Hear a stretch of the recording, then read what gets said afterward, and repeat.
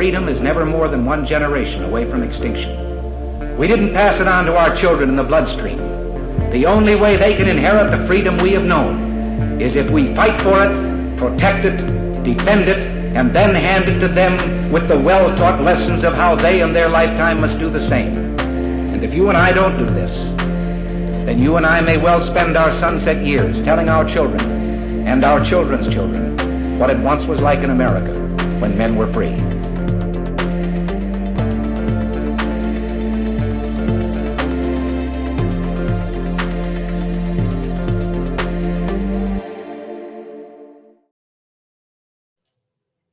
Hey everybody, welcome to episode number 266 of Gun Freedom Radio, where we engage, we educate, and we inform.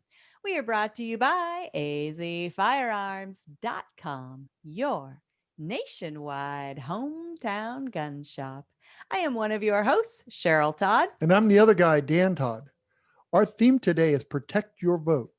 And our guest is Bobby Lawrence. Bobby is the founder of ProtectYourVoteUSA.org.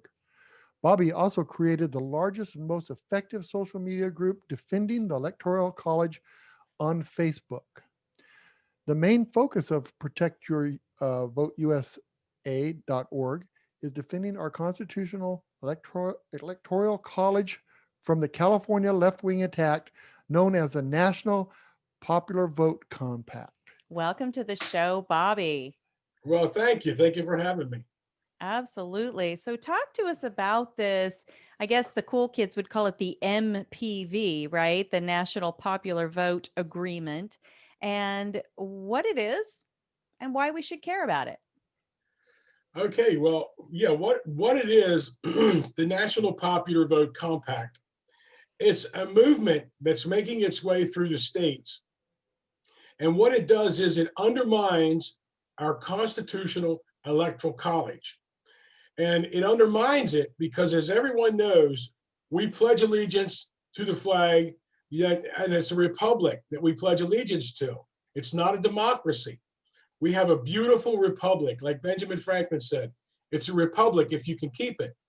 What the Democrats are trying to do, mainly California Democrats are funding this movement, is they're trying to force our republic form of government and electing our president. They're trying to force it to function as a direct democracy. And they're doing it using the Constitution against itself, because there was a loophole created in 2000 with the Bush versus Gore lawsuit that went to the Supreme Court from Florida. And that lawsuit simply stated several things.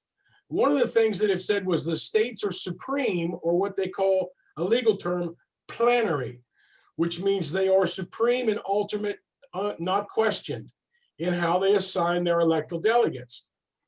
The recent Supreme Court case that the Supreme Court heard this year, they reaffirmed that.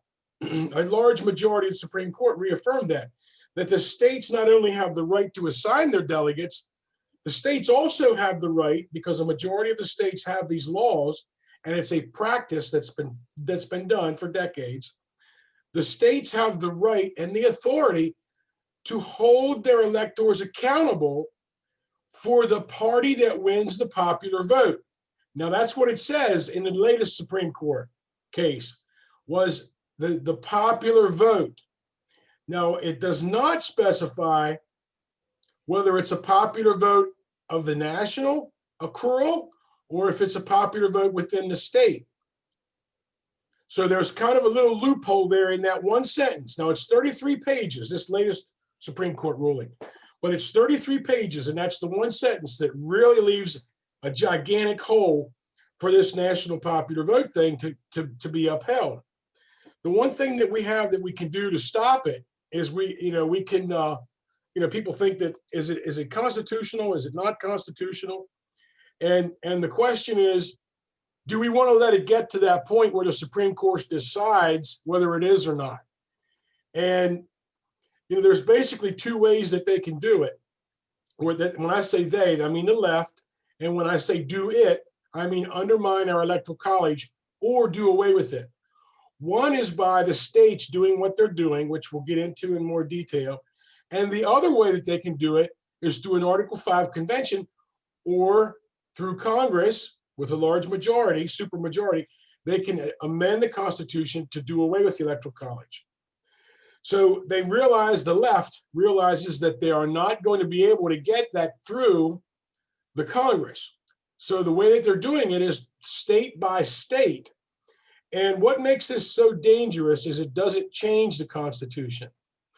What it does is it actually uses the Constitution against itself through Article 2, Section 1, Paragraph 2, Line 1.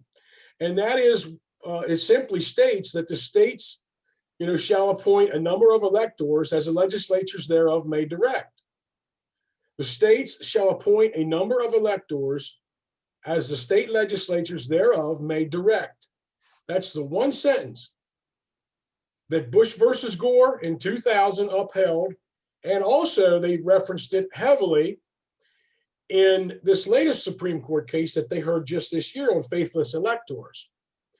Now, the one thing that the folks really need to understand is, we don't have a national popular vote for president, because the president is not a direct representative of the people of the United States. The president is called the President of the United States. The president is the president of the member states that are a member or a party to the compact, the very first compact that the 13 original states entered into. That compact was called the Constitution of the United States of America. It's a simple compact, and they constituted a form of government for specific and enumerated powers. And that's where it stopped. And that was called federalism. And that's what we live under, is a federalism, as a federalistic system, is federalism, and it's a republic form of government and representation. So the Democrats, as you know, they want to amass more and more power. They're doing so much right now to attack the way we elect our representatives and our president with the mail-in voting. They've got voter vouchers. I can go on and on and on about all the money and all the people that are attacking how we elect our representatives. And their main goal is to centralize more and more power and control through the elections. And they've got numerous ways. I mean, I can go through 20 different ways of how they're doing this. When I say this, they are trying to undermine our republic form of government on many levels. The very first attack that happened on our republic form of government was in 1913 with the 17th Amendment. And that was where we lost the state sovereignty of the US senators. The US senators used to be elected by the state house. So your state house of representative, or your state delegates at your state level government, would elect 2 US senators to represent the sovereignty of the states against federal government overreach. And how the left, Woodrow Wilson, we all know how extremely left he was, and racist, and he was the most progressive president we've ever had in our lifetime. And he's also done the most damage to our republic form of government through direct taxation called the income tax. He was a big proponent of a New World Order, which he called the League of Nations. He undermined our republic form of representation, our states' representation with the 17th Amendment. The 16th Amendment gave the federal government the right to tax us as an individual. I mean, I can go on and on and on about how much our republic has been attacked over the last 100 years, but that was the biggest blow that we took as an attack on our republic. So the president was never intended to be a direct representative of the people. The president was never intended, the presidency was never intended to have that much power and that much authority over individual lives, individual people. the president was limited, as the founders intended, to represent the states, mostly from without. That would be commerce. Now, when they say interstate commerce, they don't mean between the member states. The founders meant between the member states and those abroad who are not members of the state. That was interstate commerce. And it's the Supreme Court and legal cases and people that misunderstood it. Now we have interstate commerce where the federal government regulates commerce between member states from Pennsylvania and Arizona and how they do business. The federal government says, oh, we can regulate that through the interstate commerce clause. Well, the founders never intended that. That was never part of it. So this national popular vote thing, I kind of got off track there. There's a lot that's underpinning that and undermines our republic. The national popular vote is the latest and most well-funded scheme to attack our republic form of elections and the way we elect our president. That's ever happened in the last 100 years since the 17th Amendment. I mean, people don't understand, a lot of people don't understand, that we have 50 separate elections, plus DC, plus Puerto Rico, plus a few others. So we have 50 separate states that elect the president. Each state holds a popular vote, which was never intended by the founders. It's just something that we started doing in practice, and that's just the way it is. So that's where it came from, as far as, it was never intended for the president to be a direct representative of the people.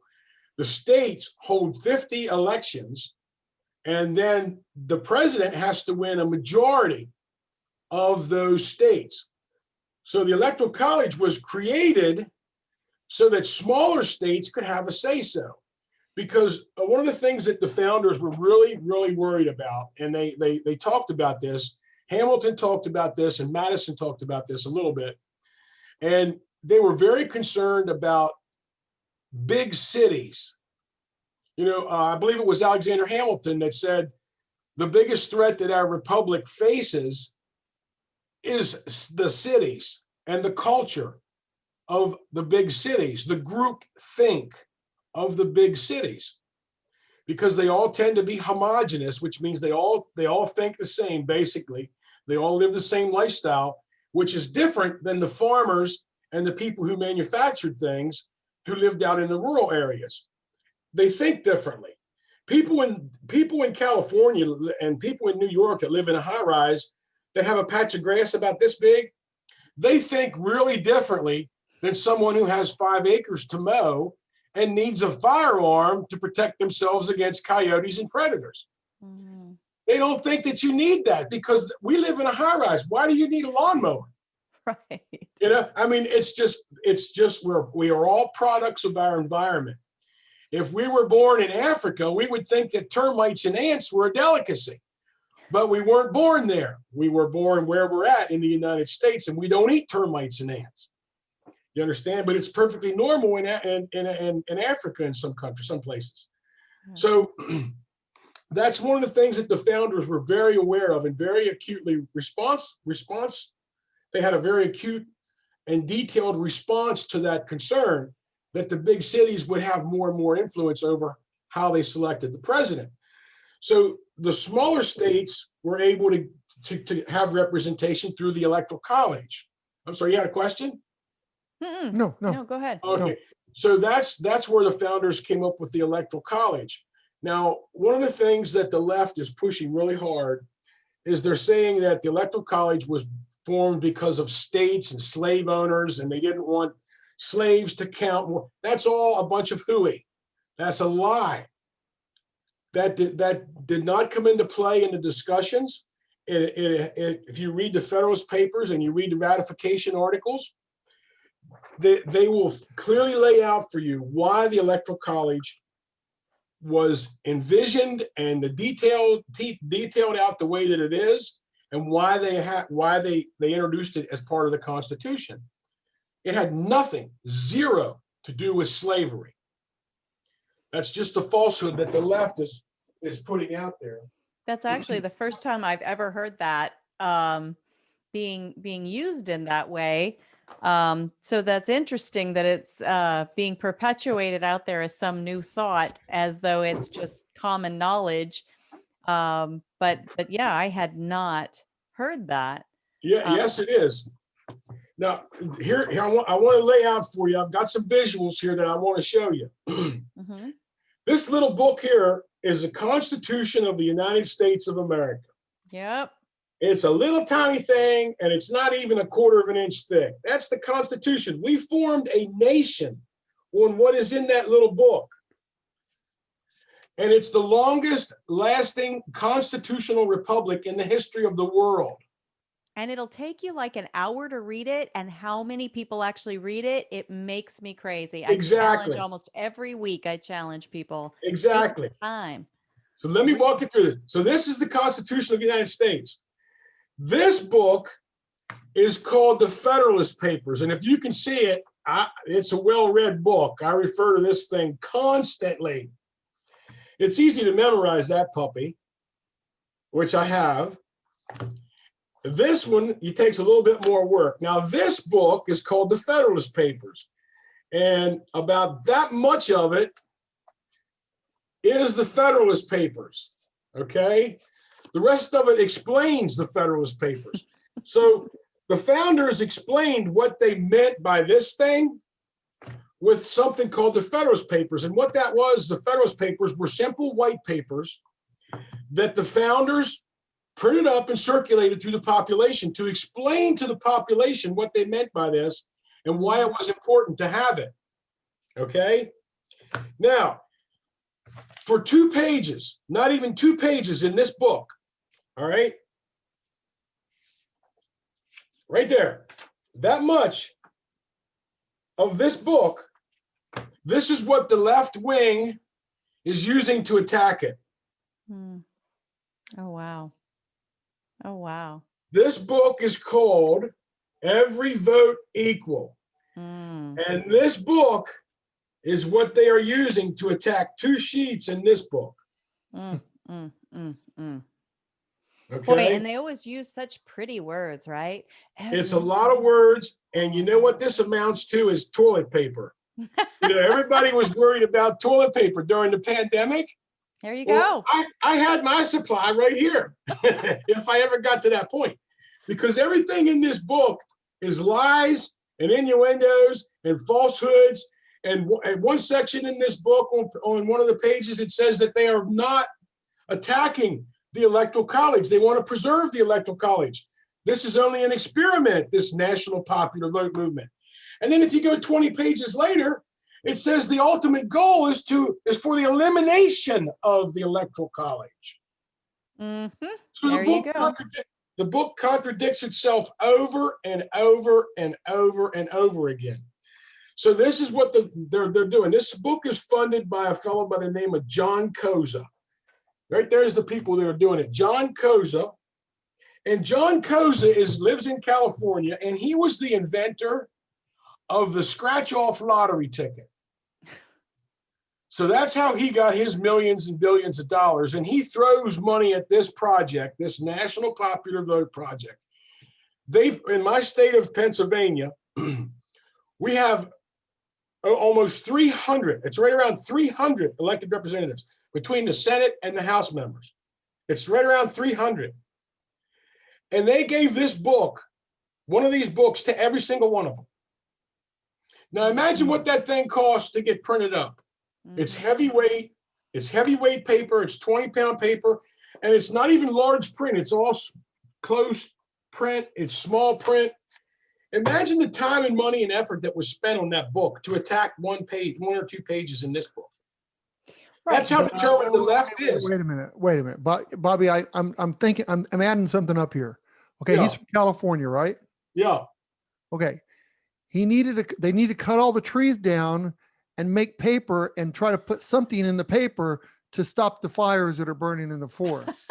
Right. That's the whole purpose of this book. Oh, gosh. Right. Well, so our one saving grace is that I can almost bet you that the majority of the people who have actually taken an oath to protect and preserve and uphold this tiny little document haven't taken the hour to read it. So maybe they're not going to take the time to read that big phone book. How many congressmen have you, Toilet how many paper Congress people have book. you known, elected officials, that even knows what the Constitution is? What I'm saying. Yeah, look at the governor Not of New many. Jersey that said that was above his pay grade. The Constitution was above his pay grade. Bill So if they're not Murphy. going to read this, they're not reading that. But you know what That's they'll do? exactly right. But they'll pass it and read it later. Yeah, well, the That's exactly title right. feels so good, Yeah. you know, so they're going to try to, you know, nobody reads past the headline and reads past the title of book. That's why subtitles of books have become paragraphs now, right? Right. Because Exactly. You know, one of the things I started doing some work with Turning Point USA, Charlie Kirk's organization, Mhm, yeah. and he's on board with this fight tremendously. He agrees with me. He thinks that I'm talking about Charlie Kirk. He agrees with me, and he thinks that this is the biggest threat that we face to our republic is this undermining of our electoral college. And he has a complete team of people that he has hired at Turning Point USA, and their only focus is defending and educating students about the electoral college and what a republic form of government is. And the one thing that a politician can do to get both Charlie and myself hot under the collar is call us a democracy. Yes. We are not a democracy. Nowhere in the founding documents, which is the Declaration of Independence, which this book includes, by the way, the Mhm. Declaration of Independence and the Constitution. Nowhere. And the Bill of Rights. Yes. Yes, and the Bill of Rights. Nowhere in this book, and nowhere in this book, the Federalist Papers, does it say the word democracy. Hmm. Interesting. They knew what democracy was. It was mob rule. Mhm. Democracy is two wolves and a lamb deciding on what's for dinner. That was lamb- who said that? Franklin. Who said that? Ben Franklin. I Benjamin think. Franklin, I believe it was. So I was just going to ask you, so what do we do about it? What's the fix? And it sounds like, you know, at least, you know, Turning Point with their influence, and they've got teams of people. So for, you know, the generation coming up, perhaps there's some hope. Is there something in the immediacy of an election that's like moments away from us? Is there anything that we can be doing? There is. And I can share this with you. How dire is this? How far along have they gotten? Right now, the left has 196 out of the 270 electors that they need to control the electoral college. Now, the good thing is that the National Popular Vote Agreement does not go into effect until they achieve the 270. So right now, it's kind of a dead, it's not actionable because they don't have enough to actually control the outcome. Thank goodness. So, yes, thank goodness. But they have 196. That's a lot. That's a lot. At what point do we take them seriously? At 269? Yeah. You know, I choose to take them seriously right now. So there is some things that we can do. New Hampshire had a bill that one lawmaker up there introduced. It's a beautiful piece of legislation. I call it the short circuit legislation to the national popular vote. And that piece of legislation, what it does is it changes the way that the states report their vote tallies to the federal government. It changes the way they report it. So instead of reporting raw vote numbers, like we had 100,000 for this candidate, we had 126,000 for this candidate. That's how the states report it now. The short circuit bill, what it does is it says we had 54% for this candidate, and the remaining went to these two candidates, or whatever many. So the majority of the candidate we're telling you won got 54%. And instead of that would short circuit it, because what the national popular vote needs is they need a total number of votes cast from enough states to say that won the popular vote across the country, which is all the states together, and they won. Now, everybody, I hope everybody understands this. California, Southern California, and New York City, those two areas alone, Southern California and New York City, those two areas alone makes up almost half of the population of the country. That's crazy when you think about that. Holy cow. And talk It about that is. homogenous mindset. Oh yeah, they have You a know, that- completely different view. right? That cultural pressure, that peer Yes. pressure that society puts on you that, you know, Defund the police, Black Lives Matter, Antifa. We can go on and on and on about what they think is okay. In New York, Andrew Cuomo celebrated him signing legislation to kill a baby 5 minutes before it was born. mm, Naturally. It's okay to take that child 5 minutes before it's naturally born and kill that child. wow. The governor of Virginia, Northam, talked about, and this is exactly how he said it. He said, what we would do with the child is we would make it comfortable, Oh, I remember that. and then the mother and I would have a conversation about what to do. And the context that he was talking about that was in the case of a handicapped child that was born and the mother didn't want it. Northam thought that it was perfectly normal and okay to say, we will take the child and we will make it comfortable. And then the mother and I will have a conversation. And the news person said, a conversation about what? Whether or not to terminate The the life. child. After it was It's and no as it- longer a after it- pregnancy that you're terminating. It is It's not a pregnancy. It's called delivered- murder. a delivered Yes. child. It's That's- called murder. Murder. Oh my. And the governor, the Mr. Blackface, Ku Klux Klan wearing, whichever one he was, thinks that that's okay. That's That That's sounds what we're up against. that That's sounds what we're like up me- against. Me, that sounds like somebody's a ruler, not a. Oh, that's terrible. who thinks he is. So, you know, I toyed with this idea after the last election when Hillary just couldn't stop, you know, explaining away and blaming away all of the reasons why she didn't win, and, you know, whining and complaining about how she'd had the popular vote. And I thought, well, wouldn't it be interesting if this coming election, if the opponent, who is our incumbent, President Trump, what if he were to get not only the Electoral College, but also the popular vote? Do you think that would reverse some of the excitement? That's an excellent question. That's an excellent question. And I get that a lot in my group, my Facebook group. A lot of new members, they post that question. They post that and then they laugh. Ha ha ha on them. Okay, well, let me explain something to you. The national popular vote movement started December 31st in 2000, Mhm. before George Bush was ever sworn into office. Mm. There was a blog that was going on between several colleges, and the professors were talking about how do we do away with the Electoral College? We can't let this happen again. Now, that was the very first mention of this was on December 31st in 2000. So they've been working on it for 20 years. Do you think that John Koza cares who the president is right now? No, it's not about Donald Trump. It's about future presidents. It's about robbing us of our representation, of the Gotcha. state's representation. It's about the left controlling us, putting those hands around the neck of the American citizen. You already see what they're doing with the masks, the mask Nazis.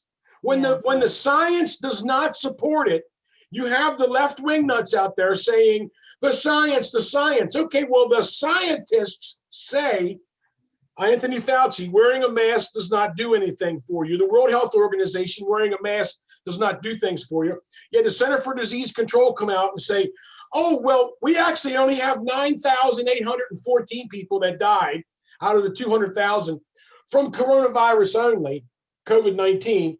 The rest of them all had an average of 2.6 other comorbidities, which means they already had fatal diseases 2.6 times. Okay, was the average. They had an average of 2.6 on top of contracting COVID-19. Yes. So 9,000 people, less than 10,000 people died from coronavirus COVID-19 alone. And that's the CDC telling us that number. Yes. And then there was something that came out just this past week about the people that have, tested positive for coronavirus, that the vast majority, like 80% or something, always 100% of the time that they're like awake, I guess, are wearing masks. So the wearing of the mask is somehow actually correlating with people catching it. And it could be that the air gets in and gets trapped. Could be they're touching it constantly with dirty hands. I mean, I don't know the reasons why, but yes, it's like people lock on this idea that this is going to be the end all be all. And then they block out they get tunnel vision with it. Exactly. And it's one thing if you want to have tunnel vision with it, but it's another thing entirely when you want to force the rest of us to live through cognitive dissonance that we're not buying into this, but yet we have to behave like we are just so we don't get, yelled and screamed at as we're walking. It's called bullying. Bullying. Yeah. Absolutely. They bully us to wear the mask. Okay, so I didn't want to get off on the mask thing. Sorry. No, that's okay, because believe me, we can do a whole hour show on the mask thing. Sure, I mean, the CDC's, if you look at the mask thing, the surgical masks that the doctors wear when they're operating on you, they have to change them every 20 minutes. And that's in a sterile environment. Because after 20 minutes, the mask, instead of becoming a prophylactic, it becomes the contributor. Yes. Now it's contaminated. Now it's actually spreading it. That's only 20 minutes. Yes. So that's a sterile environment. So now let's go to the grocery store. You think a grocery store is sterile? Oh, my heavens, no. No. Okay, so yeah. So anyhow, let's get back on this. So the point in going down the mask thing was about how the left thinks and how they want to put their necks, their fists, their palms around the neck of the average thinking American human being. Mm-hmm. And that's really what they want. They want to force their views and their way of life on the rest of us. Mm-hmm. And conservatives, Republicans by and large, conservatives, constitutional conservatives, we want to be left alone. You live your life, you raise your children, we'll live our life, we'll raise our children, and everybody's going to get along just fine. Wouldn't that be wonderful? Yeah, exactly. But the left is not like that. Okay, so one of the things that I really like to nail down for people is just what is the proper role, because why do we have an electoral college? What is a republic? Why is a republic so important over and above a direct democracy? Democracy is the end all be all, according to the left. So let's talk about that for a little bit. What is a republic? And why do we have a U.S. House of Representatives? And why do we have a U.S. Senate? And why do we have a president of the United States? Why do we have a state house of delegates and a state house of senators and a governor in each state? Why do we have that? What was the founders' intent of that? What is a Republican form of government? What is that? So if you look at this and you look at why government was created, the founders tell us that they created government to secure these rights among men, which meant mankind, not man as a sex. Yes. So they formed this government to secure these freedoms and liberties for all mankind. So how do we do that? What has to be represented in a representative republic? Mm-hmm. So we have a U.S. House, and the main purpose, what they call the first principle, the founders call it first principle, which means that's above all. What is their job responsibility? In a republic, the U.S. House or your state House representative or delegate, their first principle is to jealously guard your personal freedom. Is that happening? Because no, it's not, because they don't know that. Your personal freedom. Now, I ran for Senate back in 2018, and I thought, well, I better look up the words liberty and freedom because I want to talk about them because it's important. And I looked up the word liberty just by chance. And the liberty, if you look it up, for those people that have, pull your cell phone up right now and Google the word liberty. If you look at it, it says liberty is freedom from, freedom to, and freedom of. So liberty is an action that's derived from personal freedom. So if you go look up freedom, it says freedom to pursue, freedom to express. So we have to have personal freedom so we can exercise individual liberties in the pursuit of happiness as we define it within a rule of law.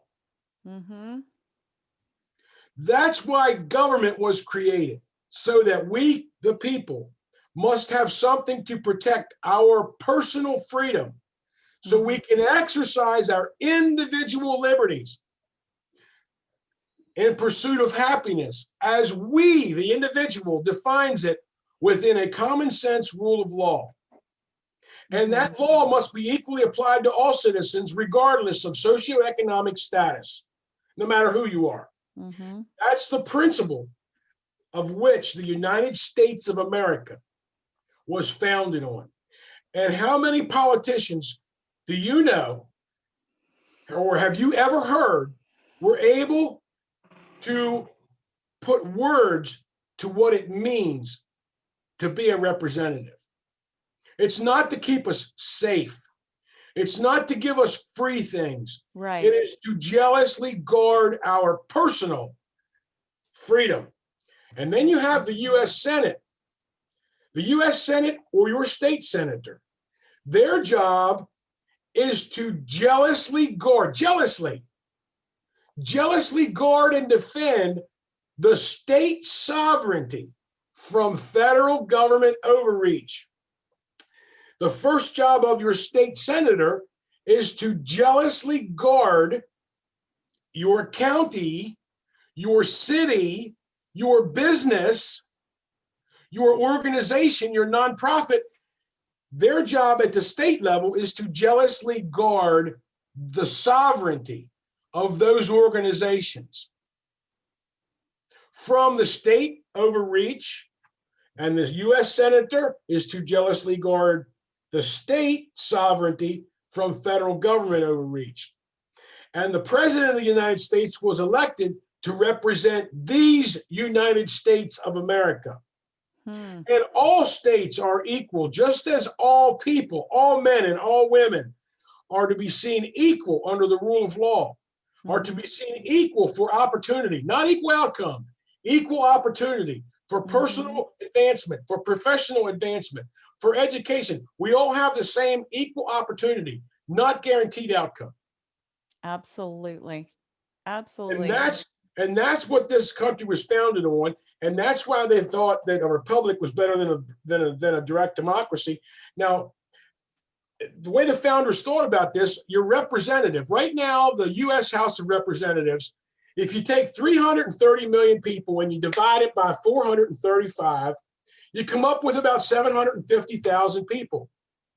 So on average, your U.S. House of Representative member, mine happens to be Dr. John Joyce, your U.S. House of Representative member represents about 750,000 people on average. The founders never intended that. The founders' vision was that that a representative should be responsible for or be held accountable to was about 50,000 people. Wow. Now take 330 million people and divide it by 50,000. We would have over 6,000 members in the U.S. House of Representatives. No. Okay. Let's divide it. Now let's just stop thinking about this. Oh my God. Think about this. You're just giving me shivers. If we had that right now, Do you think that the Democrats would be in control of the House of Representatives? Stop and think about it. We are, by and large, a center-right conservative nation. We raise our children. We believe in hard work. We believe in right and wrong. We believe in the rule of law. We support our military. We love our country. America is the greatest nation in the history of the world. Capitalism and freedom has lifted more people from poverty than any other form of government. Hands down. Hands down. So if we had 6,000 members, how much crap do you think would get through there? The amount that just sounds like listen, a nightmare after watching the SCOTUS Senate hearings right now. That's the Senate. That's the Senate. Okay? I know, That's but I'm like, you multiply that by how? No. Stop. There's a division between the House and the Senate. Yes. We're talking about the House of Representatives. Have you ever met your personal House of Representative member? Yes. I'm active in that way, but very few people do. How many of your neighbors and friends that you hang out with, how many of your circle of influence actually have met that person? Well, what's the likelihood that they will meet them? It very unlikely in our circle. I mean, when you talk about the people that she meets and talks to on the show and stuff, a lot. But there's a lot. Average person. You're right. Yeah, relatives, You're right. friends like that. No. I'm talking about everyday American. Everyday American. You go to the grocery store. How many people in that grocery store? You go to the grocery store. You still buy your own milk and eggs and bread, right? Yeah. You're not that rich, right? No. It's a personal shopper. Yeah, I'm not either. No, I do not. I'm not either. So we still go to the grocery store. We still buy our own eggs and milk and bread, all right? Yeah. So how many of those people at the grocery store do you think actually met your representative? Very, very few. Very few. They don't know who it is. They don't know what they do. Bobby, we just had a show about that, and the thing is, the representatives say we're here to represent you, but the liberals are the ones that are speaking the loudest, so they're hearing them. Right. So stop thinking exactly. Right. So stop thinking about this. If you only had everybody complains about money in politics. So if you only had 50,000 people to represent, would you need to raise $6 million for a House race primary? No. Would you need to raise, and if your senators, if your state senator, your U.S. senator, if your U.S. senator was elected by your House of Representatives, would they need to raise $50 million? No, because in my case, there's 200 people that would make the choice. Right. And those 200 people, it's easy to pick the phone up and call them because they'll call you right back. Right. Pick the phone up now and call your senator's office and see if your U.S. senator will call you back. Maybe you get an aide. You're lucky if you get an aide to call you back. Exactly. So that's where it's at. The founders wanted people to be able to know personally their representative. Now, do we need 6,000 representatives? No. We in modern times, with travel, with as fast as we can travel and telecommunications and all that stuff and cell phones. But I'm telling you this, 100,000 is not out of the question. 100,000 people. 100,000 people per representative. Yeah, right. That's not out of the question. And just think how much closer to the people. Here's the people. Here's the representative. Imagine if this is 750,000. Who gets to know that U.S. representative out of 750,000 people? Not very many. Right. But if it's only 50,000 and that representative, well, guess what? Now that representative can probably meet half of them in 4 or 5 years. But now you got to get the 6,000 to communicate with each other. The 6,000. And it's easier. It's easier with technology. So maybe you don't need 6,000. But here's the thing. Responsibility. I'm sorry. Might make the responsibility of the individual feel more real, that they are supposed to interact with their elected official. Exactly. Now, how do you get, if you had 6,000 representatives, how fast do you think the federal government could do stupid things? Because the majority of what the federal government does is stupid things. Do we agree? Oh, yeah. I do not disagree. Okay, so how fast do you want the federal government to be able to do stupid things? Slowly. if at Exactly. all. So 6,000 people would move a little slower, wouldn't it? That's true. That is true. I will Exactly. definitely give you that. And you still only have 100 senators Yes. Yeah. because we are a republic and the states we need to repeal the 17th Amendment. We need to repeal the 16th Amendment too, for that matter, which Well, is the individual income tax. You need to go to every college in this country and start talking about the Constitution is what you need to do. Well, it sounds Well, that's before the shutdown. That's exactly what Charlie Kirk was helping me do. Mhm. He was providing the platform and providing, the means and methods of getting there. And we were doing it, and it was starting to really take off. Yeah. So the thing that I'm saying to people is that's why we have that. And the senators are a representative of the state. They're not a representative of the people. But we made that a popular vote. So now in my state, and in your state, I'm sure as well, in my state, I'm looking at a map of my state right there behind my computer screen. I have Pittsburgh, a little spot of Harrisburg, and all of Philadelphia. And that's who chooses our senator. Mhm. That's who chooses our governor. So what we call the Center T, which is Franklin, Huntington, Mifflin County, Juanita, Center County, Clarion County, Cameron, Potter, Tioga County, all those Center T counties, they are not represented because we don't have an electoral college. We have 67 counties in Pennsylvania, Wow. and they are not all equally represented when it comes to a statewide election because Right. we don't have an electoral college. That's why people in the state look at Philadelphia, and it's not favorable how they look at Philadelphia because Philadelphia doesn't act like the rest of the state. Mhm. So, but yet they're the ones that have an overwhelming say-so in who our governor is and who our U.S. senator is. Right. But yet our state house and our state senate is controlled by Republicans Right. because they're locally elected. Yes. But we have a Democrat governor he is the most liberal, progressive governor. I mean, you got Whitmer up there who's running close second, but Tom Wolf is nuts. Tom Wolf, we had a federal judge tell him that his 250 maximum, group that could get together, maximum attendance for any outdoor event, 250 people. We had a federal judge tell him that it was unconstitutional. You know what Tom Wolf did the very next day?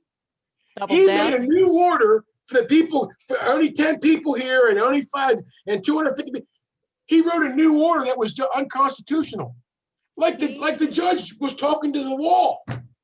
Tom I mean, Wolf. What does he have to lose, though, Bobby? What are they going to do? Gavin What are you going to do to Newsom. him? What are you going to do? He's to the point where he's term limited out, so he can't run again. He has nothing to lose. Mhm. What he's doing now is he's hoping that Joe Biden wins so he can get a cabinet seat with Joe Biden. He wants a cabinet position or some kind of job in D.C. And, there's rumors going around the state that he's already moved to New Jersey. Who knows? Well, we know he's not showing up for work in Harrisburg. Well, But it anyhow- sounds like he and Phil Murphy would get along famously. So maybe New Jersey is a good place for him. Or he could go to California and hang out with Gavin Newsom. It sounds like they're all cut from the same kind of cloth. And I don't know who it is they truly are representing, but I cannot believe it is the majority because of all the things that you just laid out for us, that who Americans are, what we truly believe in, what we truly stand for. Well, I didn't know. I know we're running out of time. Yeah. But I didn't know. Are there states, a short answer, are there states that have electoral college votes for them, for the state, not for the federal, but just to For the vote within governor's your- race, no, there's not. Not that I Could you know. imagine if California or all of our states, you took how many counties you had and you made electoral college votes? How In the office different, of governor.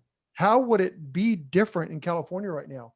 Because there are people crying that their voice is not heard and they vote. How would it be different if we all just took Right. the hour Right. to read the documents for ourselves? Exactly. Here's the thing about this beautiful little document. Here's the one thing, and this saddens me, and it also tempers my mettle.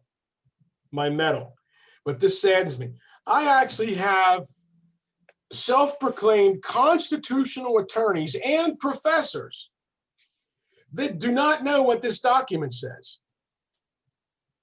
But they're a constitutional professor? They're a constitutional professor. I had one fellow from a famous college in DC. I won't mention the name because he asked me not to. I made him look like a fool, and he didn't want that.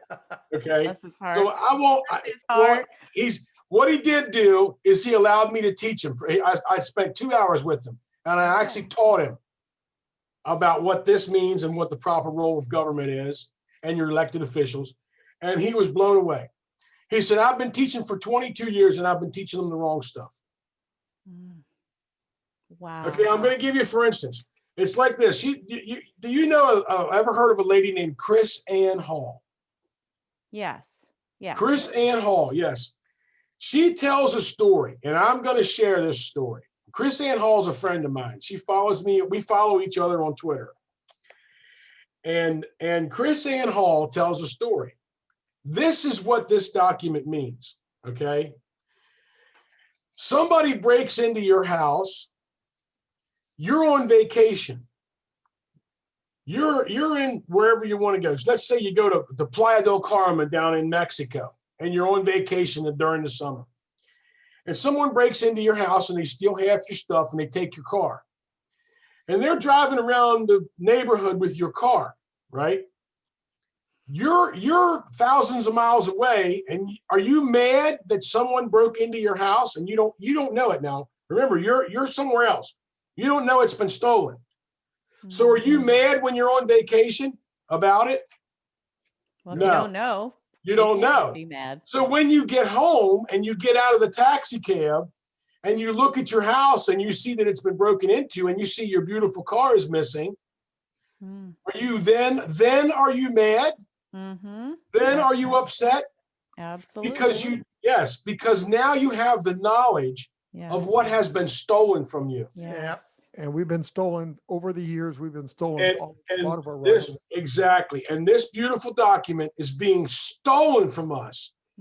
Sentence by sentence by sentence by I'm going to keep going.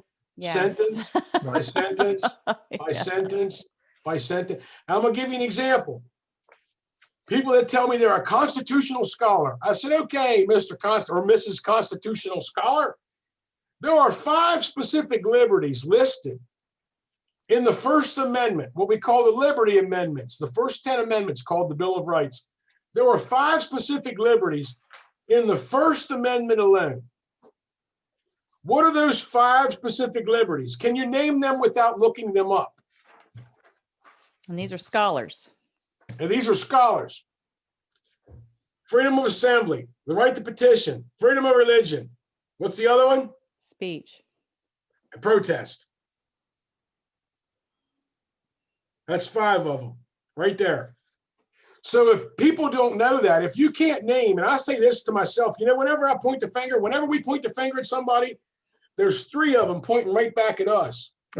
Right. So I say this, if you can't, and remember there's 3 of them pointing at me, if you can't name the first 5, then you don't know what's being stolen from you, because there's how many other more are there liberty? Now you've got the first one. There's 9 more. Absolutely. The Second Amendment is the Second Amendment for a reason, because the Second Amendment supports the First.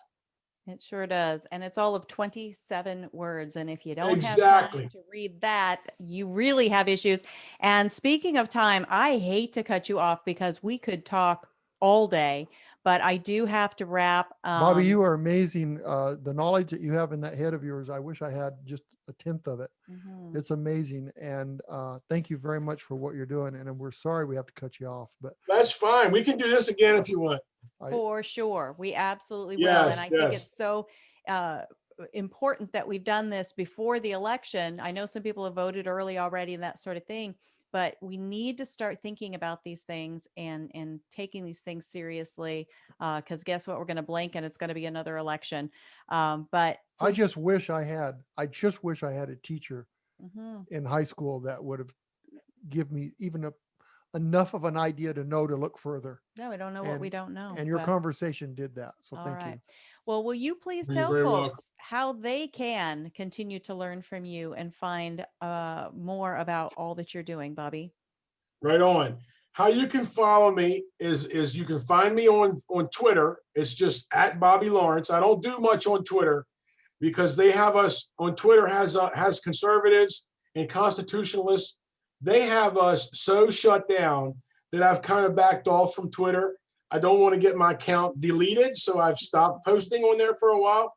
But my Twitter account is just at Bobby Lawrence, BobbyLawrence. That's my Twitter. You can find me on Facebook as Bobby Lawrence. Now, if you want to find my page, I have about 40,000 followers on my page. My page is, you can, at the search bar on Facebook, it's at Lawrence, the number 4, PA. That's at Lawrence 4 PA. And that's my Facebook page. And you can find my Facebook group. It's Facebook.com/groups/protect your vote. So if you want to find the group, you can just go to the search bar and type in protect your vote. And the group will pop up. I think we're right around 13,000 followers, members. These are vetted members where you have to answer some questions to get into the group. Our administrators there, I've got some phenomenal administrators in the group. They're very active. So they will look at your profile, they'll look at your questions.